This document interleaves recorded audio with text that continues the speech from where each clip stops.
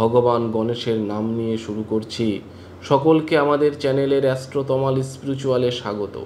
আজকে আমাদের আলোচ্য ভগবান রামের দুই পুত্র লব এবং কুশের মৃত্যু কিভাবে হয়েছিল। এই বিষয়ে বিস্তারিত জানতে ভিডিওটি অবশ্যই শেষ পর্যন্ত দেখবেন। ভিডিওতে এগোনোর আগে আপনি যদি এখনও আমাদের চ্যানেলটিকে সাবস্ক্রাইব করে না থাকেন তাহলে এখনই করে নিন, কারণ আমরা প্রত্যেক দিনই এই রকম রহস্যময় ভিডিও এনে থাকি।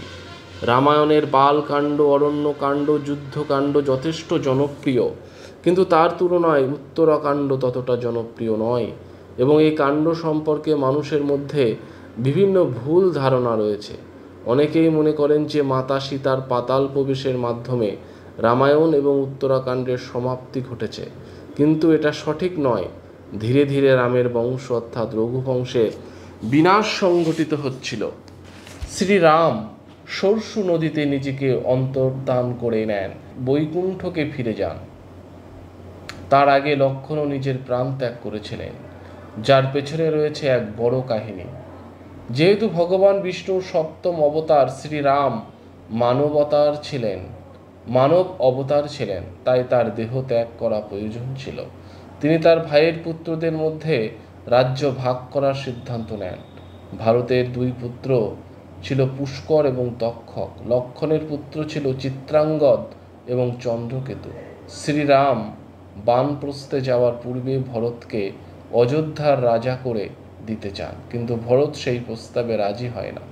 তারপরই দক্ষিণে কুশল প্রদেশে অর্থাৎ ছত্তিশগড়ে কুশ এবং উত্তর কুশল প্রদেশে লবের অভিষেক করা হয়।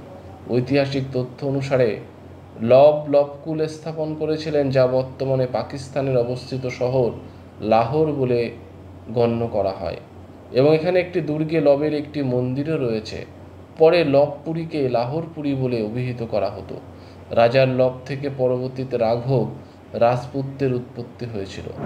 কুশের থেকে কুশবাহা রাজপুতদের উৎপত্তি হয়েছিল। লবের তুলনায় কুশের বংশ বেশি দিন স্থায়ী ছিল। পরবর্তী সময়ে কুশ অযোধ্যার রাজা হয়েছিল, কিন্তু তিনি তার পিতা শ্রীরামের মতো অতটা পরাক্রমশালী রাজা ছিলেন না এবং অসুর দুর্জয়ের সঙ্গে যুদ্ধে মৃত্যুবরণ করেছিলেন। কুশের বিবাহ হয়েছিল নাগকন্যা কুমুদগতির সঙ্গে। পরবর্তী সময়ে তাদের পুত্র আতিথি অযোধ্যার রাজা হয়েছিলেন। তারপরে ধীরে ধীরে লব এবং কুশের রাজবংশের বিনাশ সংঘটিত হতে থাকে। এইভাবেই রাজা দশরথের বংশ একসময় বিনাশের দিকে চলে যায়। তো কেমন হলো ভিডিওটি?